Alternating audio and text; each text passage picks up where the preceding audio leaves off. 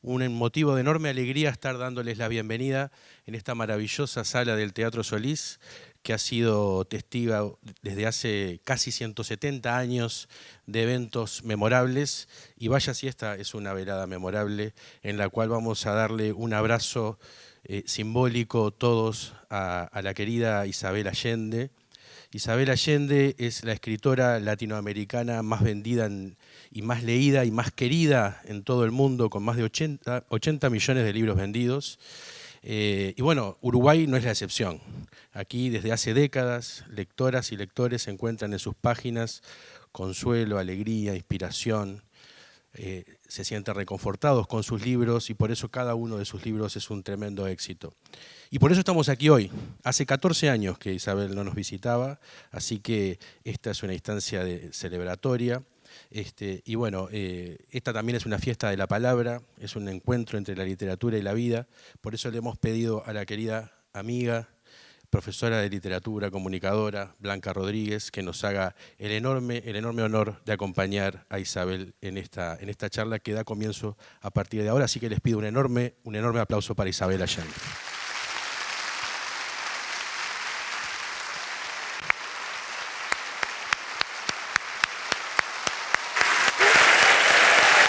Hola. Gracias. Gracias, gracias, gracias, muchas gracias, gracias. Siéntense, siéntense. Oye, 1.000.000 de gracias, qué recibimiento. Me encanta cuando aplauden antes que uno empiece a hablar, porque entonces ya voy segura. Bueno, es una alegría encontrarnos aquí, encontrarnos con ustedes. Les damos las buenas noches a todas y a todos.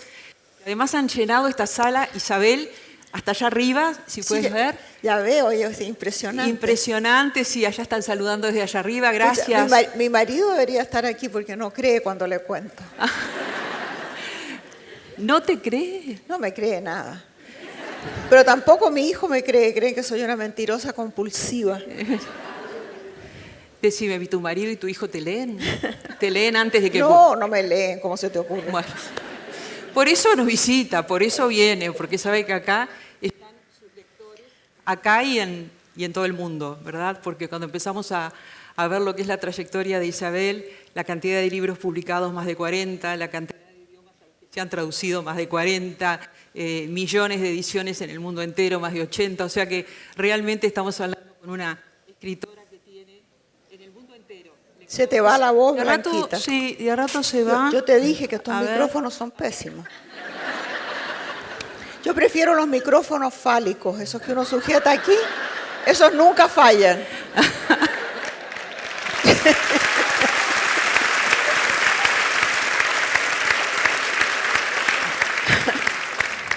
Bueno, estamos, como ustedes saben, recibiendo entonces... Yo lo tengo bien puesto, acá, donde va, o sea que... Oye, y si tienes otro fálico para mí, me lo traes también. Bueno, ahora sí, a ver si...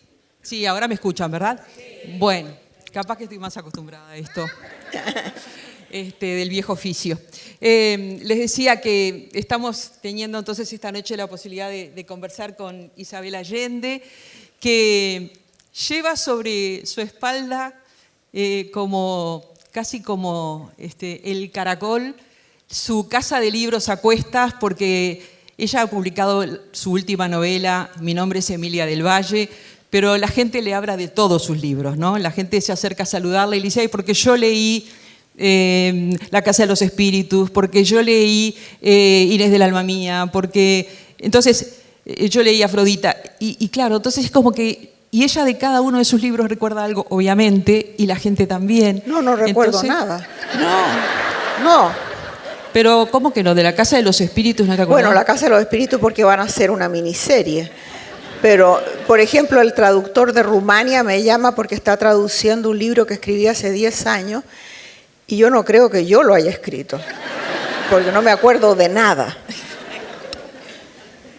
¿Vieron qué graciosa que es, no? No. Muy graciosa. Es muy graciosa. Ella tiene mucho sentido del humor.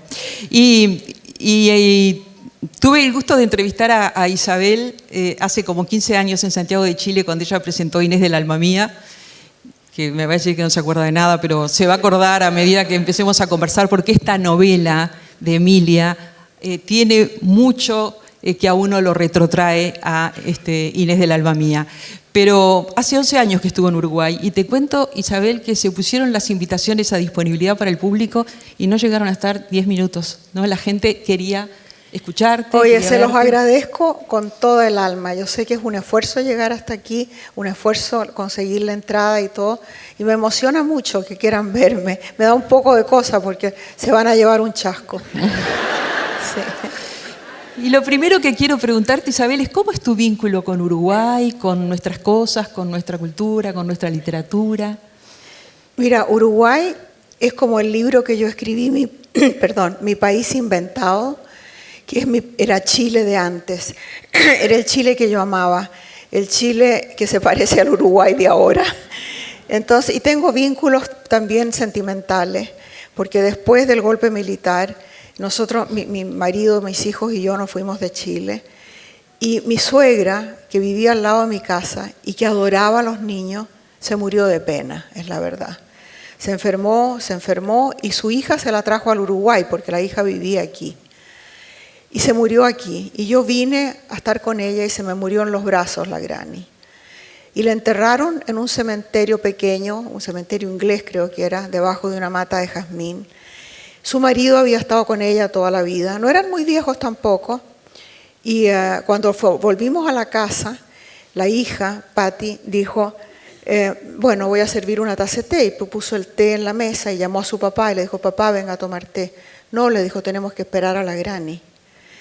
Fue como si le hubieran bajado una cortina y se puso completamente demente en el trayecto entre el cementerio y la casa. Y vivió 8 años más esperando a la Granny. Así que una historia de esas que parecen mentira, te fijas, parece que yo la hubiera inventado, pero no, es cierta. Así que tengo ese lazo increíble con la Granny. Y cuando yo hablaba recién de cómo la gente te esperaba y quería verte y de que hay millones de lectores, ¿cómo es tu vínculo con los lectores? ¿Cómo te relacionas con los lectores? Mira, los lectores están en la periferia de la vida, porque yo tengo una vida chiquitita, muy privada, pero alrededor mío hay esta como ola de entusiasmo, de cariño, de curiosidad. Recibo cientos de correos diarios en que la gente se comunica conmigo y es una conexión como si nos conociéramos. Increíble, me cuentan sus cosas. Mira, te doy un ejemplo. La gente me consultan como si yo fuera una psíquica, ¿no? Entonces, por ejemplo, hace poco me llegó una carta de una chica que me dice que ella era chilena, que está muy enamorada de su pololo y qué sé yo, pero que el pololo le pega. Entonces yo le contesté y le dije, por favor, sale de esa relación inmediatamente, porque eso nunca mejora. Ahora te pega, después te mata. Una semana más tarde recibí la carta del pololo, en que me dice, ¿y usted con qué derecho le dice eso a mi novia? Ni siquiera conoce mi versión de los hechos. Y entonces paso yo a ser una consultora sentimental. Que tengo mucha experiencia para eso, porque me he casado muchas veces, he tenido muchos amantes, así que yo más o menos sé. No, la verdad es que me estoy jactando, tantos no eran los amantes, la mitad los inventé. ¿Y qué significado tiene esta gira en este momento de tu vida, Isabel? Mira, tengo 83 años. Bastante bien llevado, si ustedes piensan, ¿eh? Cuesta mucha plata. Me había propuesto no volver a hacer una gira nunca más. La última que hice fue justo antes del COVID. Yo creo que Lori, mi nuera y yo, que andábamos siempre juntas en gira, llevamos el COVID a los Estados Unidos. Llegamos enfermísimas y prometimos que nunca más íbamos a hacer una gira. En eso vino el COVID. Y no volvía a salir más. Los libros se venden igual y a nadie le importa un pito si uno hace la gira o no. Entonces dije, ¿para qué? ¿Para qué voy a hacer esto? Se puede hacer todo por Zoom. Pero ir a Chile, oye. Tengo 3 o 4 personas en Chile que quiero mucho. Y me tira el país. ¿Y por qué soy chilena, blanquita? No tengo idea. Nací en el Perú, viví muy poco tiempo en Chile. Después me tuve que ir al exilio, después he sido emigrante. ¿Cuál es el vínculo con Chile? No tengo idea. Debo tener sangre mapuche, yo no sé qué es, pero me tira. Así que por eso decidí ir ahí y ya que estábamos tan cerca, venir a la feria y ir a la Argentina.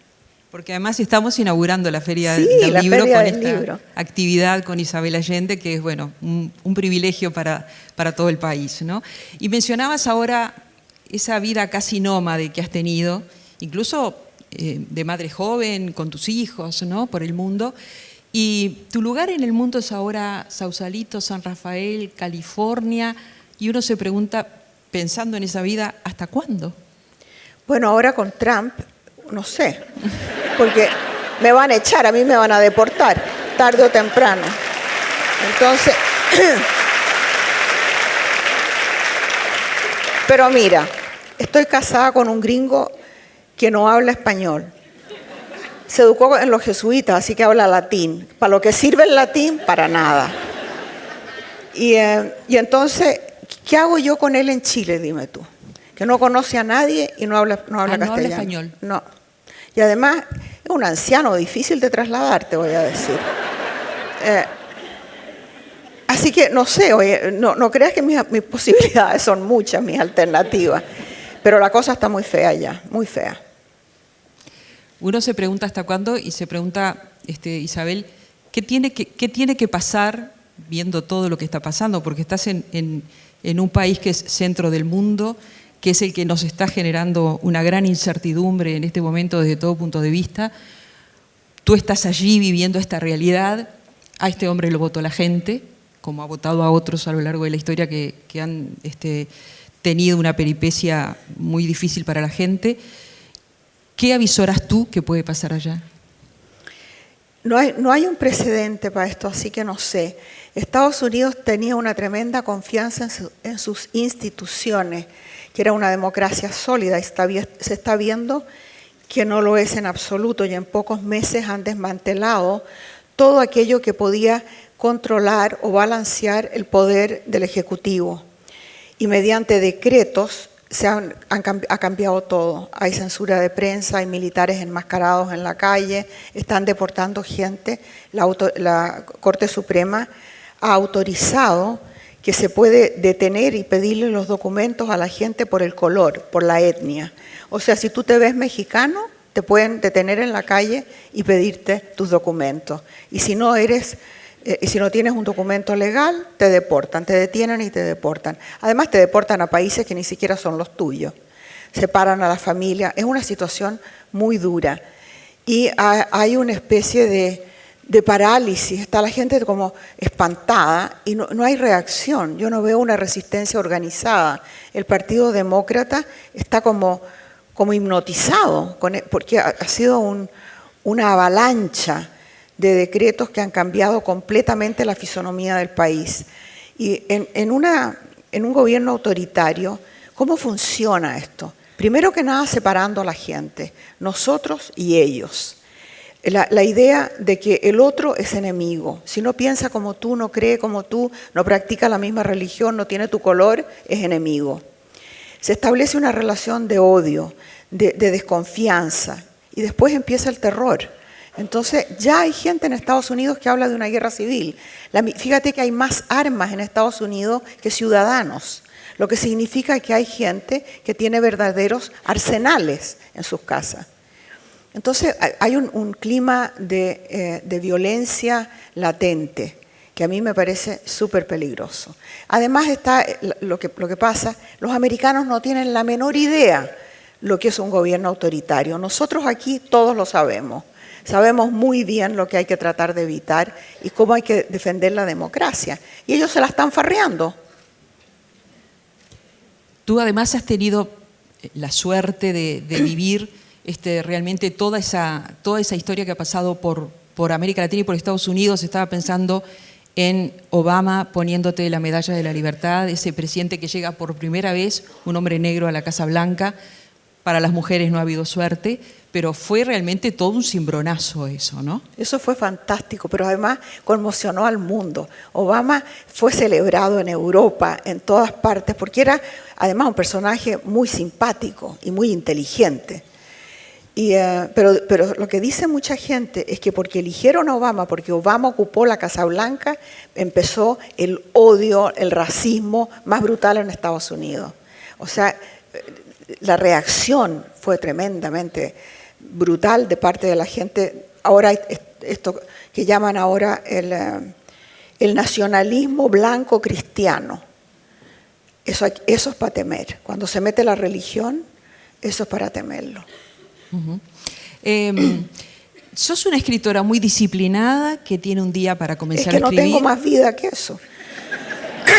He hablado tanto que se me está yendo la voz, perdonen, ¿no? Pero sos una escritora muy disciplinada, pero tuviste una vida, ¿no? Cuando uno piensa en ese nomadismo al que te obligó la historia de tu país, pero también muchas de tus decisiones, hasta desde el punto de vista personal y familiar, ¿no? Entonces, ¿cómo se ata esa disciplina con incluso esa familia donde una mamá se divorcia en el 45, Chile tiene divorcio desde el 2004 recién, se divorcia en el 45, vuelve a ese país con sus hijos, no solo se divorcia, sino que se vuelve a casar.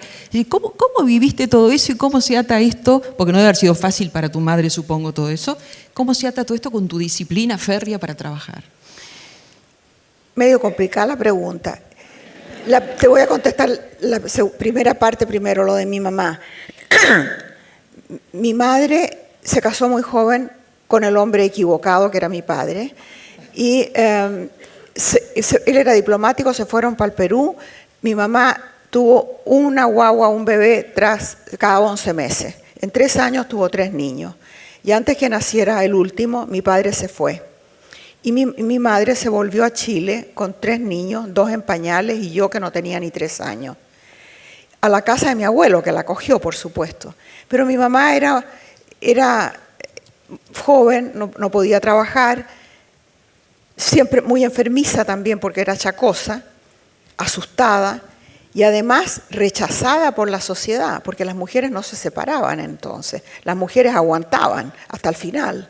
No había divorcio en Chile, la única posibilidad de salir de una relación era la nulidad matrimonial, que significaba tener testigos falsos y tener un juez complaciente que dijera que ese matrimonio era inválido.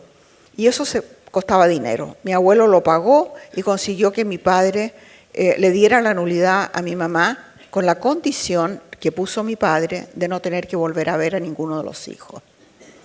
Entonces yo me crié sin saber nada de mi padre y creo que vine a aprender el nombre de mi padre como a los 6, 7 años, porque ni siquiera nos atrevíamos a preguntar. No había fotografías de él, se borró completamente. Muchos años más tarde, cuando yo trabajaba como periodista, me llamaron para identificar el cuerpo de un hombre que se murió en la calle, de un ataque al corazón, porque tenía el apellido Allende y porque yo estaba en la televisión y me ubicaron. Bueno, yo fui, miré un señor que estaba ahí muerto, me impresionó porque no había visto nunca un muerto, pero no sentí nada, pues, si no lo conocía, no había visto ni siquiera una fotografía. Pero entonces llegó mi padrastro, el tío Ramón, y él me dijo, míralo, es tu papá. Y esa fue la única vez que lo vi, pero te digo, no sentí nada. Pero esto me sirvió para poner en Emilia, para crear en Emilia el personaje del padre ausente, que ella lo encuentra al final de la vida de él, y el padrastro maravilloso, que es el Papo, ahí, que es un homenaje al padrastro que yo tuve, que se murió poco antes del COVID, de 103 años, en mis brazos. En Chile fue eso. Bien. También la figura de tus abuelos ha sido clave en tu vida. Mi abuelo era una figura, bueno, mi abuela mágica, maravillosa, o sea, todo el personaje de Clara en la Casa de los Espíritus no lo tuve que inventar. Esa es mi abuela Isabel, que movía las mesas y hacía espiritismo, y llamaban a los espíritus los jueves, el jueves era el día de los espíritus. Y había había una mesa redonda, ovalada, grande, con 4 patas de león, pesadísima, que era la mesa de los espíritus. Entonces, con un dedo mi abuela movía la mesa según dicen, yo no me acuerdo. Yo tengo la mesa, lo único que queda de mi pasado es esa mesa, que la tengo en mi casa. Nunca se ha movido por iniciativa propia, nunca. Pero ahí está. Y con tu abuelo la relación tuvo mucho que ver con lo epistolar. Con mi abuelo era un... Fíjate, cuando se murió mi abuelo se vistió de negro de pies a cabeza por 8 años. Pintó los muebles de la casa negros, era una casa de duelo. Y ahí me crié yo. Y mi abuelo era esta figura un poco lejana, admirable, querible, que me dio... Tú me estabas preguntando por la disciplina para escribir. Mi abuelo me dio esas normas que me han servido para navegar en la vida tormentosa que me ha tocado. Disciplina, no pedir nada porque no te lo van a dar, no quejarse porque a nadie le importa. No, así me criaron. Cumplir, si tú tienes, tanto como tienes que dar. Servir, decencia, honradez, todas esas cosas que eran pero rígidas, de una, como el 1900, me han servido inmensamente en la vida, pero al llegar a la vejez, pensé, bueno, ya acarreado con este lastre, este sargento dentro de la cabeza, que me dice todo el tiempo que tengo que cumplir, me lo voy a sacar de encima en terapia. Entonces, me fui a terapia, a tratar de sacarme el sargento de la cabeza, pero la voz de mi abuelo está ahí, y esa me va a acompañar hasta la tumba. Pero también está la voz mágica de mi abuela, que me dice que el mundo es misterioso, que es mágico, que pasan cosas inexplicables, que está lleno de espíritu. Entonces yo tengo vivo el espíritu dentro de mí, de Paula, de mi mamá, del tío Ramón, de mi abuelo, porque mi abuela me dijo que eso es posible, que hay muchas dimensiones de la realidad y que ahí andan. Qué lindo, ¿no? Oye, no vamos a aplaudir.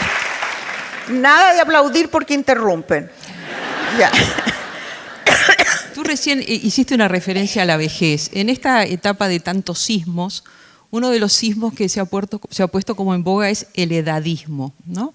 Sobre todo, de moda, siempre estuvo de moda. Pero sobre todo el edadismo vinculado a las mujeres, quiero decir, ¿no? La edad, el paso del tiempo más exigente con las mujeres, se les exige más, se les exige casi una eterna apariencia de juventud, lo cual implica toda una lucha contra el tiempo que está perdida de antemano. ¿Cómo te llevas tú con la edad? Mira, ha habido etapas. Cuando crucé el umbral de los 80, ahora me importa un bledo. Porque de ahora para adelante son los descuentos. Entonces, quiero vivir cada día intensamente, con todo lo que pueda, porque, mira, mi hermano Juan, tengo un hermano que es vegano y tiene 7 gatos. ¿Le dedicas este libro? Sí, mi hermano Juan, porque me ayudó a la investigación. Yo lo adoro, pero es completamente loco. Me mandó un esquema que según él se llama el tobogán de la vejez. Entonces dice que la vejez es un tobogán que se acelera, va acelerando la velocidad. Entonces al principio ni se nota. Y a medida que van empezando a fallarte las cosas, se va acelerando, acelerando, acelerando, hasta que llegas a la vejez dura, que es la ancianidad, que es cuando dependes. Y cuando te falla todo, te falla la atención, los ojos, no puedes caminar, en fin. Y ahí ya es la decrepitud total. Entonces, yo me sentía que estaba en este tobogán, pero no lo sentía para nada. Pero ahora que veo el tobogán, me doy cuenta de que a los 80 años es un umbral. Y entonces lo que me queda es tratar de vivir este tiempo con el máximo de alegría y vitalidad posible. Además estoy enamorada, ¿se pueden imaginar? Mira, ya les contaré del amor, pero eso también ayuda mucho. Yo lo que les recomiendo a las señoras en general es que cambien de marido con cierta frecuencia.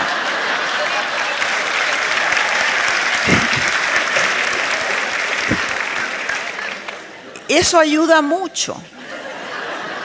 Fíjate que ayer fuimos a comer a un restaurante que se llama Coco, que quedaba muy cerca del hotel donde estábamos, que es un restaurante famoso que tiene 50 años dedicado al pescado y los mariscos. Y Coco me estaba esperando en la puerta, el dueño. y me dijo, quiero que vengas a conocer a mi mamá, que es tu lectora. Y me lleva, la señora tiene 101 años. Se paró para recibirme sin bastón, sin anteojos, sin aparato en los oídos. Se paró, me dio besos, me habló del libro. 101 años. Y entonces yo le digo, señora, qué bien que está. Sí, me dice, todo el mundo me dice que estoy muy bien. ¿Y su marido cómo está? Ah, no, él murió hace 52 años. Entonces yo le digo, bueno, por eso está usted tan bien, pues señora. Eso es lo que hay que hacer, cambiarlos.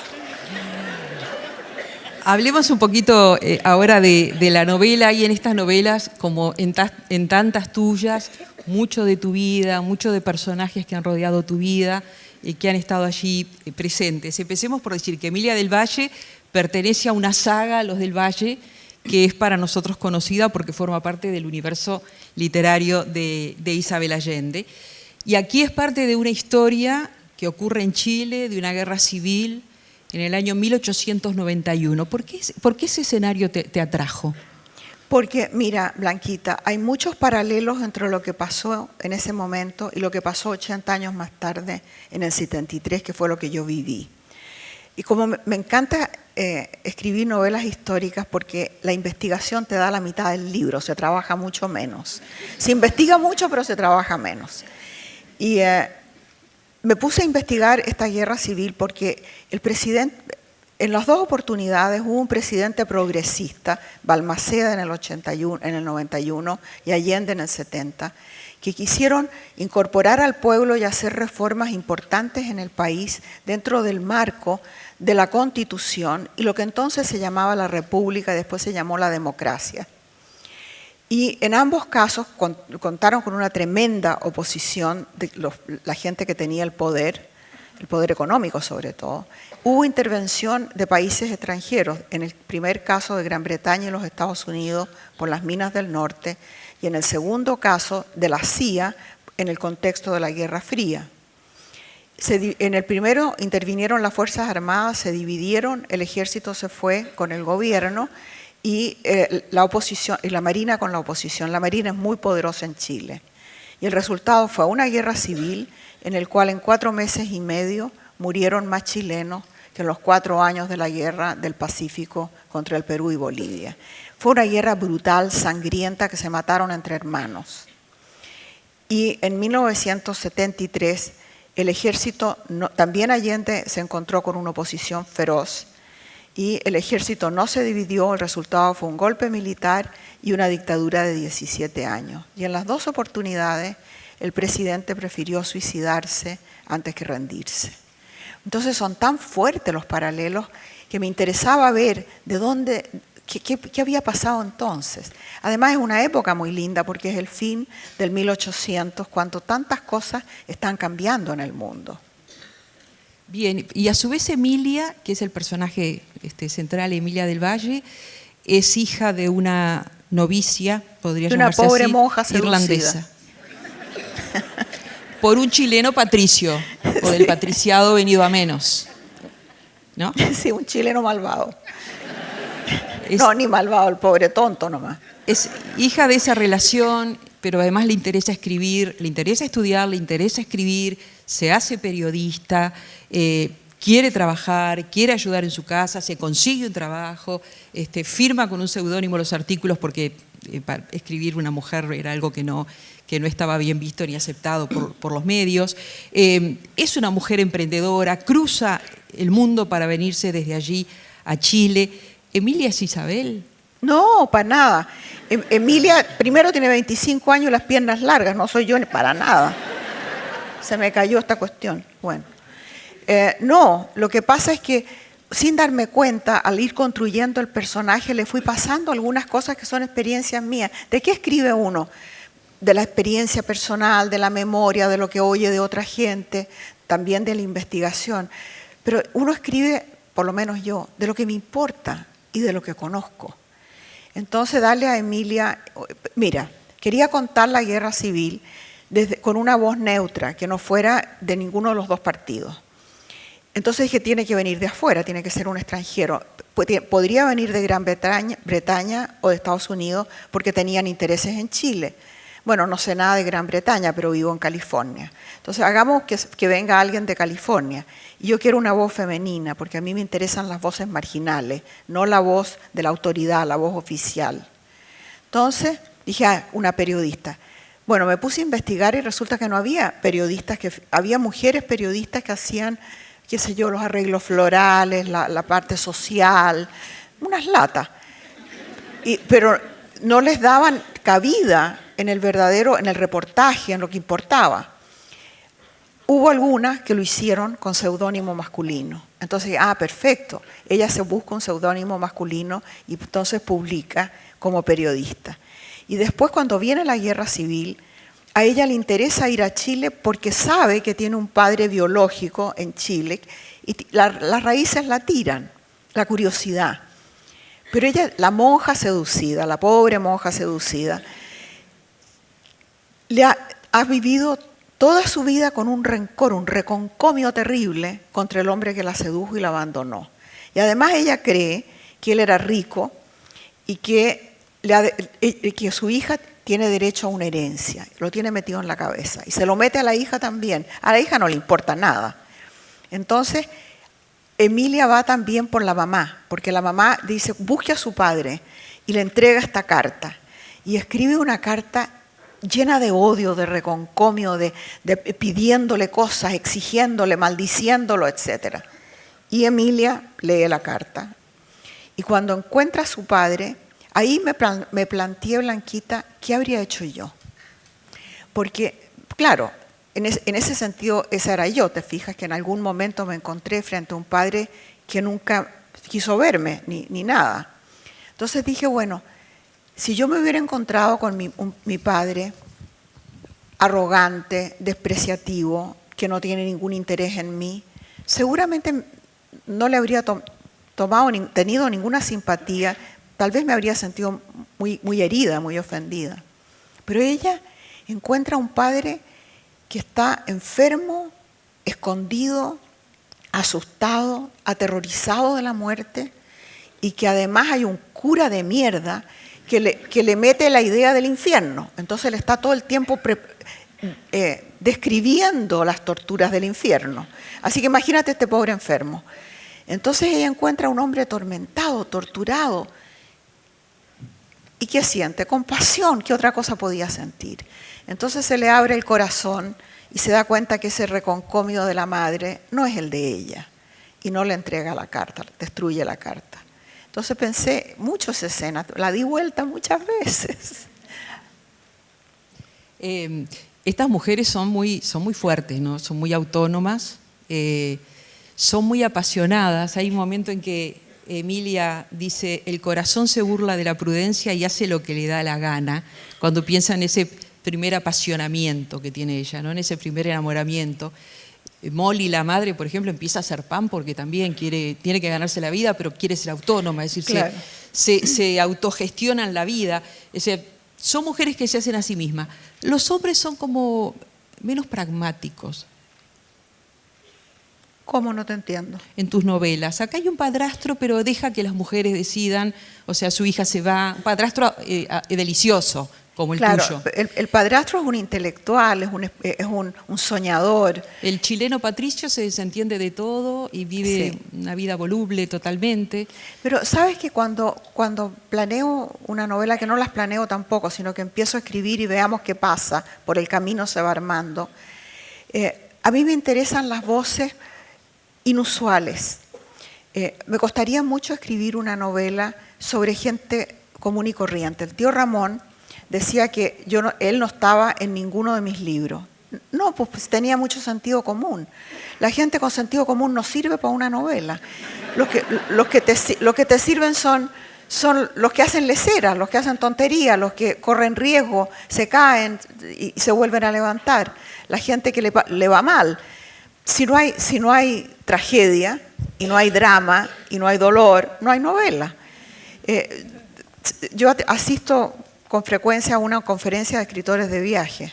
Lo peor que le puede pasar a un escritor de viaje es que no le pase nada en el viaje. Claro, si le va bien, si todo sale bien, ¿de qué va a escribir? El ideal es que lo rapten. Claro, que le pase alguna cosa horrorosa, que lo agarre una anaconda, porque tiene que tener algo para contar. Entonces eso es lo que me pasa a mí con la novela. Ando buscando las voces marginales, las mujeres, los niños, los derrotados, los pobres, los exiliados, los refugiados. Esa es la gente que tiene algo que contar. Y esa es la historia que yo quiero contar. Los rotos chilenos de los que habla Emilia Claro. también. Los rotos chilenos. También yo decía al comienzo que la había entrevistado cuando publicó Inés del Alma Mía y que muchas veces leyendo esta novela me retrotrajo a cosas de Inés del Alma Mía. Por ejemplo, que Inés es una mujer muy fuerte, muy poderosa. Me pasó con los personajes de las cantineras ahí en esa guerra civil. Y además me acuerdo que a raíz de tus comentarios sobre Inés, me fui al Cerro Santa Lucía, donde está el monumento a Valdivia, o sea, el marido de Inés. ¿Qué marido? El amante. Bueno, entre Ni comillas. siquiera se casó con ella. Y allí el nombre de Inés es un nombre más entre una montonera de nombres que ni se distingue cuando ella tuvo mucho que ver. Me da una rabia eso. Fíjate que Inés Suárez fue la única mujer española que acompañó a los 110 desalmados que conquistaron Chile. Y ellos iban por codicia, por gloria, por ambición. Ella iba por amor, porque se enamoró de Pedro de Valdivia y lo acompañó en esta saga, en esta odisea increíble. Cruzaron el desierto a pie, el desierto más seco del mundo. Esta mujer le salvó la vida a Pedro de Valdivia por lo menos 2 o 3 veces. Salvó la ciudad de Santiago porque los indígenas, los mapuches eran muy vivos. Entonces los distraían, los atacaban por allá, se iba todo el contingente a pelear allá y atacaban la ciudad. Entonces, y se quedaba Inés defendiendo la ciudad y la defendía. Entonces esta mujer extraordinaria, cuando cumplió 40 años, Pedro de Valdivia la cambió por 2 de 20. Y además le dijo, todo esto yo lo averigüé por unos juicios que hubo de la Inquisición contra Pedro de Valdivia, y 9 de los cargos eran por Inés, porque Inés llegó a ser la segunda persona más rica del reino, porque mientras los otros andaban buscando oro que no hay en Chile, ella juntaba gallinas y vacas, y iba ganando tierra, y iba plantando, y doméstica completamente, y llegó a ser riquísima. El primero, claro, era el obispo, como iba a ser otra cosa. Bueno, entonces la cambia por 2 mujeres de 20. Y ella, yo me imagino la rabia que le debe haber dado, pero parida. Pero al día siguiente decide que se va a casar. Entonces busca entre los capitanes el más joven, el más guapo, que ha estado enamorado de ella desde que la vio. Y se casa con él, don Rodrigo de Quiroga. Y fueron felices hasta que llegaron a los 70 y tantos años, que en aquella época nadie vivía tanto. Él fue gobernador 3 veces y ella lo acompañó como gobernadora.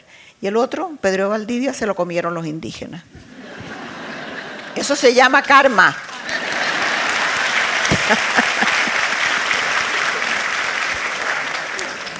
A propósito de tantas alusiones que hiciste al obispo, a la religión, yo quiero leer este tramito del libro en el que uno de los personajes muy, muy desopilante, Paulina del Valle. Paulina, sí. Dice, aparece en otros libros también. Ah, bueno. En Hija de la Fortuna, sí, y en Retrato en Sepia. Paulina del Valle. Y que además le encanta comer, como a la hermana religiosa, a la monja, le encanta comer, la monja come todo lo que puede, es como que la gula ahí no es considerada pecado.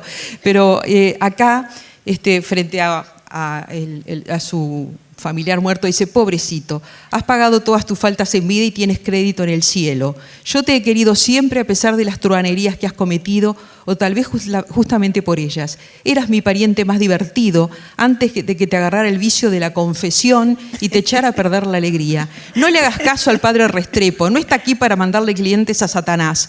Estos curas se lo pasan metiéndole susto a la gente para sacar dinero. Te lo digo yo, que me arrepiento de lo mucho que le he dado a la iglesia. Créeme, sobrino, que el infierno no existe, es una patraña del Vaticano. Solo existe el cielo, a donde te vas a ir volando como un cóndor. Allá nos vamos a encontrar todos, los buenos como tú y los malos como yo. ¿Cómo es tu vínculo con la religión? Mira, Yo no tengo ningún apego a las instituciones religiosas porque son todas partes del patriarcado, todas manejadas por hombres. No. Entonces, y en todas las religiones, no estamos hablando solo del cristianismo en el cual estamos todos metidos, sino que en todas las que conozco y las que he estudiado, siempre es lo mismo, la mujer sometida. Las reglas las inventan y las imponen los hombres, y a la primera disculpa aplastan a la mujer.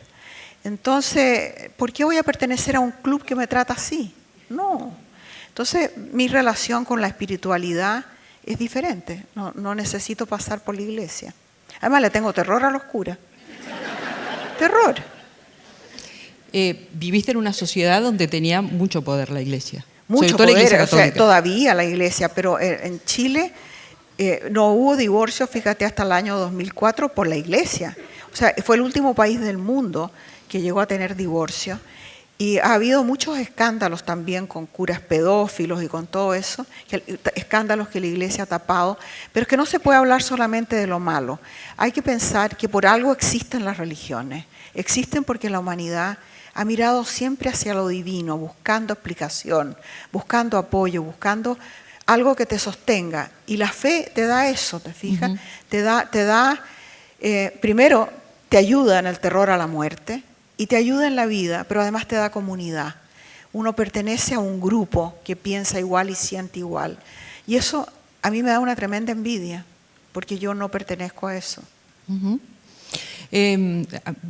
Chile es un poco tu país, aunque tú naciste en Perú, pero bueno, es como el lugar con el que todos te asociamos y al cual volvés siempre. Pero más de una vez hablas de que los chilenos tienen idea de superioridad sobre sí mismos en la novela. ¿Lo sentís así? ¿Yo? Sí. No, complejo de inferioridad. Si tú mides 1,50 m, nadie tiene complejo de superioridad. Yo le llego al ombligo por cualquier persona normal. No he podido bailar chick to chick con nadie. Es muy gracioso. Y además ahora la gente ha crecido. Las generaciones nuevas son mucho más altas de lo que eran en mi tiempo. Y hasta las patas de los muebles han crecido. Fíjate que cuando hay un buffet, ponen las cosas por aquí, ¿no? Con las papas fritas, los qué sé yo, ¿no? Yo no veo lo que hay adentro. Entonces, voy al ojo sacando lo que haya, porque no tengo idea de lo que hay en esas cosas. Gracias a Dios no soy hombre, porque no alcanzaría los urinarios. Bueno, como ven, el humor forma parte de la vida, el humor forma parte también de la literatura, pese a que a veces hay situaciones como muy dramáticas, relatadas, hay siempre un toque de humor. Yo decía lo de la superiora gorda porque me resultó muy divertido, sobre todo, no el tema de la gordura, sino el tema de la avidez por comer, por ejemplo, ¿no? que siempre eso es visto como algo que no está bien, menos en una figura religiosa de esas características que es la que impone orden ahí en la comunidad donde Molly es novicia, ¿no? Pero al mismo tiempo, Molly, que bueno, se Molly ve... es la madre. Molly es la madre de Emilia, que se ve seducida. La ex monja. Que se ve seducida, claro, estaba estudiando para ser monja. Y poco antes de hacer los votos le pasa esta situación de que es seducida por el chileno Patricio venido abajo, ¿no? Venido a menos, quiero decir, no venido a menos. O sea que ella es heredera de la nada, Emilia. Pero lo que quiero decir es que el humor forma parte muchas veces de un código de determinado universo que sin embargo nosotros entendemos muy bien en el caso de tu humor, ¿no? Yo no sé qué pasa y cómo te llevas con las traducciones. Ni idea, porque de repente traducen, qué sé yo, al eslovenio o al islandés, y yo creo que el humor será lo primero que se pierda.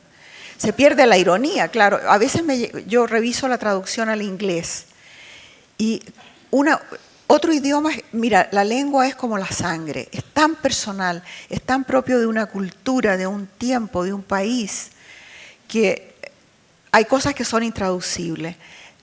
Una vez le oí decir, creo que fue Neruda que dijo, que el pan, cuando uno traduce pan para nosotros tiene una connotación de pueblo, una connotación de hogar, del alimento que es más allá que el alimento del pan, es el alimento fundamental. Pero si tú traduces bread al inglés, no tiene el mismo peso atómico, ¿te fijas? Entonces, la traducción puede ser perfecta, pero no te da esa cosa que es tan personal de un pueblo. Y el humor es eso, el humor es muy particular de un lugar y de un tiempo, no es universal. Cuando yo quise hacer humor en Venezuela, cayó como patada, porque los venezolanos son mucho más amables que los chilenos. En Chile el humor es cruel, sarcástico, siempre se trata de destruir al otro. En Venezuela no, la gente es amable. Parece que hay muchos venezolanos aquí. Hay gente de Venezuela, sí, por allí largaron un gracias cuando dijiste. Venezolanos. Bueno, y a propósito de eso, ¿no? De tanta gente que ha llegado a nuestro país, por suerte para nosotros, capaz que lamentable para ellos, pero estamos muy felices de recibirlos, de haber aprendido a comer tanta harina de maíz. Y espero que hayan aprendido a bailar también. Bueno, intentamos. Pero un drama de nuestro siglo es el de la migración, Isabel. En todas partes. Tú lo vivís muy, muy crudamente allí. Tú decías hoy, me interesan esos colectivos que de alguna forma son periféricos, que son muchas veces estigmatizados. Y es un tema, el de la mujer, el de los niños, el de la migración, que tú trabajas especialmente. Yo tengo una fundación que la maneja mi nuera verdaderamente. Y la fundación trabaja mucho en la frontera con refugiados, pero también internacionalmente, con una organización que se llama Refuge Point, que ha movilizado y le ha encontrado hogar a como 150.000 personas ya. Entonces es brutal. Y mi fundación es parte de todo eso. Entonces ahora en Estados Unidos hay una verdadera campaña violenta contra el inmigrante.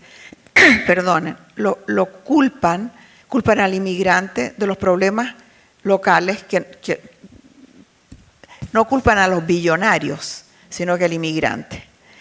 Y mi fundación se ha visto, nosotros no hacemos trabajo de campo, sino que apoyamos a gente que está trabajando en eso, organizaciones y programas. Y muchos han tenido que cerrar y otros van a tener que cerrar. En parte porque se ha cortado todo el fondo, el financiamiento federal, y en parte porque hay amenaza, hay miedo, están perseguidos. Entonces, este problema de las masas de inmigrantes que hay ahora en el mundo escapando de la violencia y del hambre, eso va a aumentar con el cambio climático y cuando haya regiones enteras que la gente tenga que irse porque no pueden cultivar nada, porque no hay agua, porque no hay nada. Es un problema global que si no tiene una solución global va a provocar una crisis de violencia extrema. Los países tienen que ponerse de acuerdo a ver qué se hace. Resulta que todo es global. El dinero, las armas, las drogas, la ciencia, el conocimiento, la tecnología, menos la gente. La gente está limitada. Todo lo demás no tiene frontera. Se calculan en 120 millones la cantidad de migrantes, ¿no?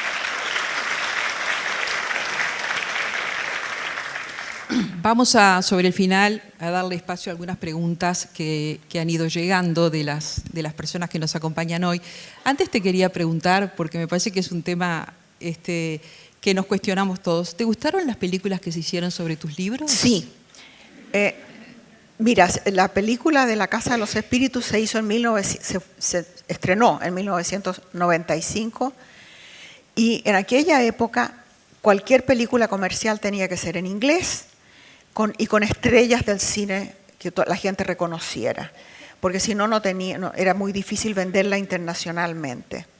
La Casa de los Espíritus tenía plata alemana y actores americanos, se filmó en Europa y en inglés. Entonces no era muy parecido, digo yo, al libro, pero no importa, era una muy buena película. Además estaba Antonio Banderas. Bueno, jovencito, estaba en su punto. Bueno, y Claro. Y ahora están haciendo en Chile, ya está terminada, la miniserie. Ahora, la miniserie la hicieron directores chilenos con actores iberoamericanos de América Latina y de España, en español y filmada en Chile. Entonces, hasta el último extra, hasta el último perro callejero es auténtico. Entonces, cómo se ve la miniserie es muy diferente a la película, pero todo tiene su momento y es un medio diferente. En una miniserie de 8 episodios tú puedes poner la novela entera, pero en 2 horas de una película tienes que cortar por lo menos una generación. Hay varias preguntas del público. ¿Y cómo te llegan? ¿Por WhatsApp? Qué moderno. Ya. Antes pasaban papelitos. Bueno, le están haciendo llegar papelitos a alguien que me las pasa por WhatsApp. ¿Cómo te llevas con la tecnología? Pésimo. Gracias a Dios tengo a mi hijo, oye, que viene a cada rato a mi casa porque, mira, la computadora hace lo que le da la gana. Y además, yo tengo un auto que tiene 14 años de vida y bastante chocado porque no lo quiero cambiar por uno nuevo que me converse. No quiero que me hable. No quiero tener un teléfono que haga cosas más allá de hablar por teléfono. Así que no me compliquen la vida. ¿Te gusta estar sola? ¿Te gusta estar sola? Vivo sola porque la escritura requiere silencio y soledad. Y disciplina, por supuesto. No puedo estar mira, esto que estamos haciendo ahora para mí es excepcional. Completamente. Yo vivo como un monje en una celda, en mi oficinita chica, con mi computadora. Tengo una casa que queda en una laguna y tengo agua que me rodea por 2 lados y pasan bandadas de pelícanos.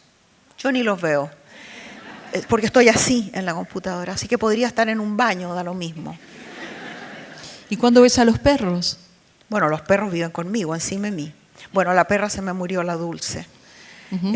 Tenía dos perras, Dulce y Perla. Perla es la autora de unos libros infantiles. Y Perla y Dulce, que tenía 13 años, le dio diabetes. Yo no sabía que a los perros les da diabetes. Había que ponerle insulina 2 veces al día y se puso ciega, pero casi de inmediato. Totalmente ciega. Y no alcanzó a compensar con el olfato o con el oído, tal vez eso se le acabó también, pero se estrellaba contra las paredes, muy triste. Y al final un día se le fueron las patitas para los lados y se murió nomás. Bueno, porque sé que tú hablas mucho de los perros, te referís mucho a ellos. Me gustan mucho más que la gente y de partida mucho más que los niños. Bueno, voy con una de las preguntas. Hay algunas preguntas que ya se han hecho, como por ejemplo el vínculo de Emilia con Isabel, etc. Acá alguien pregunta, ¿qué le dirías hoy, habiendo llegado hasta donde ha llegado, a aquella joven que luchaba por hacerse un lugar en una sociedad tan patriarcal?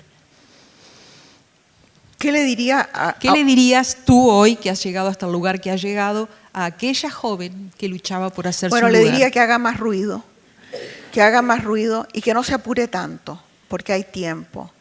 Pero ahora me doy cuenta, porque ya no me importan las consecuencias de las cosas tanto, que no hay que tener tanto miedo. Y muchas veces dejé de hacer cosas por miedo, por susto, por no sentir que tenía suficiente autoestima, por autoestima. Mi padrastro, que era maravilloso, me decía siempre, acuérdate que todos tienen más miedo que tú. Y entonces cuando me enfrento a una situación difícil siempre me acuerdo de eso. Los otros están más asustados que yo. Pero eso no siempre funciona porque hay situaciones en las que uno no se atreve, por ejemplo, en el trabajo, a pedir un aumento, escondes el hecho que estás embarazada lo más posible, que no se note, porque en el trabajo vas a tener problemas. No sé, a mi generación le tocó ser la generación de transición entre la generación de mi madre, que tenía muy pocas opciones y que vivía mucho más, las señoras eran más señoras de su casa, como decían, y la generación de nuestras hijas. Nosotros fuimos el puente, pagamos el precio carísimo, carísimo. a mí me tocó esa época. Acá preguntan, ¿cuál es tu libro preferido de los tuyos? El que más está en tu corazón. Mira, el libro que me salvó la vida y que me ha dado, le abrió el camino a todos los demás fue La Casa de los Espíritus. Pero Paula es el libro que, bueno, primero me ayudó tremendamente después que murió mi hija, pero además me conectó con miles de personas. Tú no te puedes imaginar, cuando ese libro se publicó no existía el correo electrónico. Llegaron miles de cartas a mi oficina. Tratamos 2 personas nada más que para ir abriendo los sobres. Y una amiga mía en Chile me hacía unas tarjetas bordadas. Y yo contestaba unas palabras a todas las personas que escribieran con estas tarjetas. Y eran tan maravillosas las cartas, tan dolidas, porque todo el mundo tiene pérdidas de alguna clase, que en varios editores, los alemanes, los italianos, en España, hicieron unos libritos con las cartas, una selección de las cartas, que eran mucho mejores que el libro. Pero hasta hoy, mira, han pasado 33 años, y hasta hoy no pasa una semana sin que yo reciba por lo menos 1 o 2 cartas de alguien que ha perdido un hijo o que tiene algún dolor muy grande. Tengo en el teléfono, me llegó hoy y la voy a contestar apenas pueda, la carta de una señora que se le murió el hijo de 18 años y está desesperada. Y me pide que le diga algo, que la ayude. ¿Qué le puedo decir? Que el dolor se queda debajo de la piel para siempre y que uno aprende a vivir en un ejercicio de memoria y de amor con el espíritu del hijo ausente, pero que no piense que ese dolor se le va a pasar. Acá preguntan...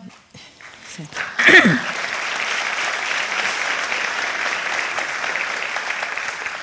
Y acá te preguntan también qué lugar ocupan en tu vida los libros que has escrito. Mira, sé que los he escrito. Y hay copias de cada uno en el garage, pero se van. Los libros tienen vida propia. Invierto en pensarlos, en escribirlos, todo. Cuando estoy escribiendo, todo lo demás desaparece. Y tal vez por eso he sobrevivido a tantos de esos cambios, porque la constante ha sido la escritura. Antes de ser escritora, fui periodista y también las cartas a mi madre, que le escribía todos los días. Lo que no pongo en palabra escrita no existe, se borra. Entonces, ese hábito de la palabra, de escribir, ha sido la constante de mi vida y ahora son los libros. Me pasó de todo en los últimos años. Estuve casada con Willy, que tenía 3 hijos drogadictos y los 3 murieron por droga. Entonces había tragedia permanente. No, ustedes no se imaginan, o tal vez se imaginan, lo que eso es. Cómo rompe por completo a una familia y a veces a una comunidad. Y viajaba, las promociones de los libros, la gira, entre tanto pasaban otras cosas con otros miembros de la familia. Y la constante, escribiendo. Nos estábamos acordando con Lori, mi nuera, que cuando murió su madre, que yo la quise mucho, yo estaba en Brooklyn con Lori, cuando estaba la mamá, no, cuando el papá murió, cuando murió el papá. Y el papá era adorable, Tom. Yo estaba un poco enamorada del papá de Lori. Y se murió y lo enterraron en un día de nieve y frío en el cementerio de Queens. Muy emocionante. Y era 8 de enero, el día que yo empiezo mis libros. Y ese día en el hotel, tarde, en la noche, escribí la primera frase del libro que iba a venir, porque no podía dejar pasar la fecha. O sea, esa disciplina interna de que si no escribo me muero, se me seca el alma y me muero. Y para ir terminando, ¿y qué lugar han ocupado en tu vida los amores que has tenido? ¿Cuáles? Bueno, me casé súper joven con el padre de mis hijos y viví, o sea, tuve una relación con él de 29 años, 9 de más. Yo creo que en realidad hay una fecha de caducidad, dicen, para las relaciones. 20 años es como mucho. Pero me quedé 9 años más con él tratando de arreglar las cosas. Nos separamos en Venezuela y pocos meses después, 3 meses después, conocí a Willy. Y por lujuria me fui a pasar una semana con él con la idea de sacármelo de la cabeza y terminé casándome con él y viví 28 años con él, 8 de más. Bueno, y cuando por último me cayó, entendí que eso no tenía remedio y que había que acabar con eso, nos separamos. Y entonces teníamos una casa grande con piscina, qué sé yo. Vendí la casa, regalé todo lo que había dentro y me fui a vivir una casa chica con un dormitorio y una cama, con la idea de vivir con mi perra y pasarlo muy bien, sola. Y entonces vino un tiempo de reflexión y de soledad, que no estuve tan sola porque hubo algunas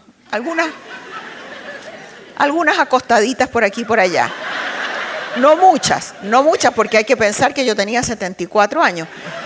Así que a menos que uno pague, te voy a decir que es muy difícil que a uno la invisibilidad total a los 74 años. Bueno, y de entonces, de la nada, un par de años después, un señor me oyó por la radio, Roger, y de Nueva York. Empezó a escribirme en la mañana y en la noche todos los días. Y finalmente, después como de 5 o 6 meses, yo tuve que ir a Nueva York y decidí conocerlo. Entonces me fui, íbamos todo el equipo de la fundación, iba Lori, Nico, Chandra, íbamos como 7 personas. Y todos con la curiosidad de conocer a este caballero que había estado fregando por 5 meses, ¿no? Entonces, a mí me tocó hablar en el club, no sé cómo se llama el club, en un segundo piso. Y les dije, bueno, él me está esperando abajo, por favor, desaparezcan. Nada, estaban como cuervos todos en la escalera, con los celulares así, tomándole película al pobre hombre. Bueno, y me llevó a comer afuera. El tipo era encantador, transparente, igual a lo que yo había percibido en la correspondencia, sin ninguna pretensión. Y además, no era un patán, fíjate, era un caballero, como decía mi mamá, un caballero bien. Entonces, comimos, qué sé yo, una ensalada y cuando ella llegó los ravioli, le digo, oiga, ¿cuáles son sus intenciones? Porque yo tengo 70 y tantos años, yo no tengo tiempo para perder. Y entonces se atragantó con el ravioli, pero me dijo que sus intenciones eran serias. Y entonces ya alcancé a estar 3 días ahí. Y al tercer día ya tenía anillo y se quería casar. Yo le dije, de matrimonio, nada. Pero si quieres ser amante, tendrá que venir a California a verme. Mira, te voy a decir que para un caballero de 70 y tantos años, 6 horas de avión, 4 horas de aeropuerto, ya cuando llegaba a California no le daba el ánimo para nada, te podrás imaginar. Era una perdedera de tiempo. Entonces, llegó un momento en que, pobrecito, fíjate que había estado casado 48 años con una mujer que adoró y se le murió de cáncer. Entonces era viudo. 28 de marzo. No, a él le fue bien, Esto corre para las mujeres, no para los hombres. Si a los hombres les conviene mucho estar casados, a nosotras es que nos va mal, a ellos les encanta. Bueno, ¿en qué iba yo?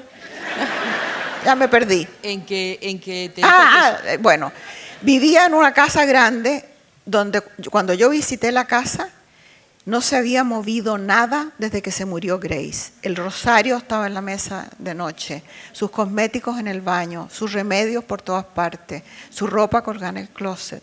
Entonces era un mausoleo, oye. Tú entrabas por un pasillo así, todas las puertas cerradas hasta la pieza del fondo.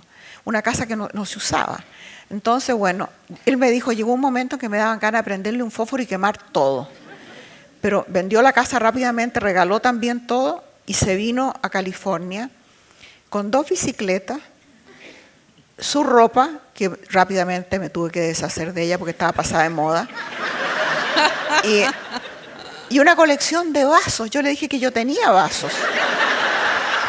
Pero me trajo unos vasos que había comprado en una liquidación de Bacará. Todos distintos. Ni siquiera son de un juego, no. Yo tengo más vasos que un restaurante. Pueden venir cuando quieran a tomarse un trago. Y empezamos a vivir juntos y nos pegó el COVID. Y ahí viene el COVID y estábamos en una casa chica, con una cama y con el COVID, encerrados por 2 años. Entonces, fíjate que ahí aprendimos a conocernos, porque ahí o te matas o te amas. Y ahí aprendimos a conocernos y cuando todavía estábamos en el COVID, la nieta de él, Ana, que tenía en aquella época como 8 años, 8 o 9 años, fue donde la bibliotecaria de la escuela y le dice: Miss, ¿usted ha oído hablar de Isabel Allende? Y la bibliotecaria le dice: sí, yo tengo algunos de sus libros. Pausa para efecto. Se está acostando con mi abuelo.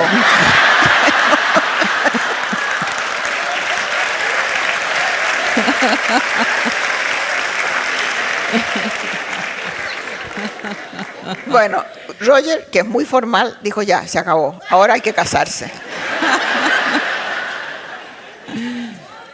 ¿Ah? ¿Buen humor? Sí, pero en inglés yo no le entiendo nada.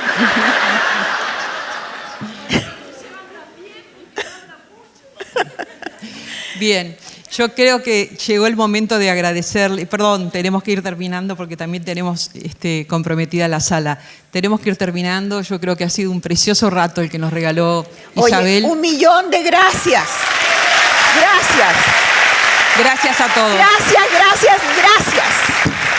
Qué lindo, muchas gracias. Gracias. Los quiero mucho. Gracias. Chao. Adiós. Gracias. Chao. Gracias.